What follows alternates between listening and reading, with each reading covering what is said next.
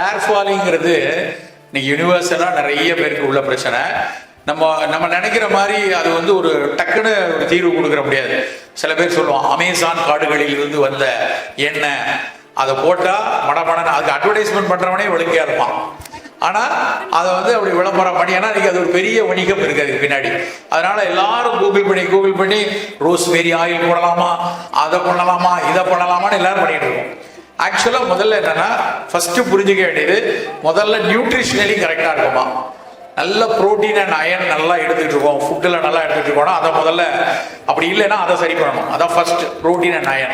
ரெண்டாவது நம்மளோட லைஃப் ஸ்டைலில் ராத்திரி வந்து 2 மணி வரைக்கும் உட்காந்து வாட்ஸ்அப் நோண்டிக்கிட்டே இருக்கிறது, ராத்திரி நான் ஆன்லைனில் பண்ணுறேன் அப்படின்னு உட்காந்து இருக்கிறது, தூக்கம் முழிக்கிறது, ராத்திரி ரொம்ப நேரம் முழிச்சா உடல் சூடு பித்தம் கூடும், அதில் முடி கொட்டும். அது ரெண்டாவது. லைஃப் ஸ்டைலை கரெக்டாக வச்சுக்கணும்.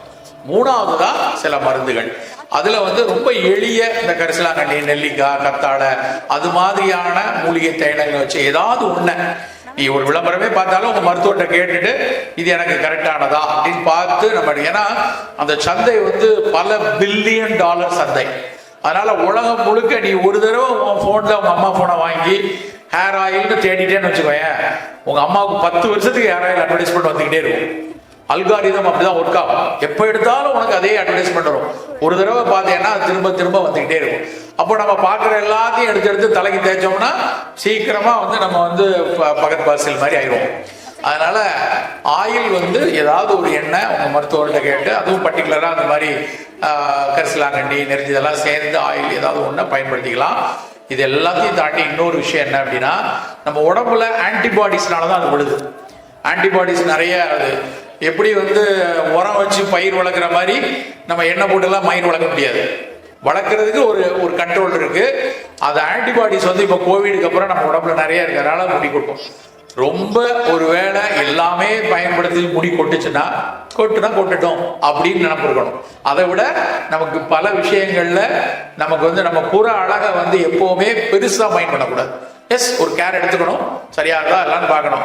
இல்லை ஒரு பேஷண்ட் எனக்கு ஒரு தடவை ஃபோன் பண்ணுறாங்க, காலையிலேருந்து பண்ணுறாங்க, சாயந்தரம் அப்பாயின்மெண்ட் வேணும் சார், எப்படியாவது வேணும் சார், ரொம்ப அவசரம் சார், இன்னைக்கு பார்த்து நான் கூட ஏதோ உயிருக்கு ஆபத்தான பிரச்சனை போல இருக்குன்னு வாங்கிட்டேன்.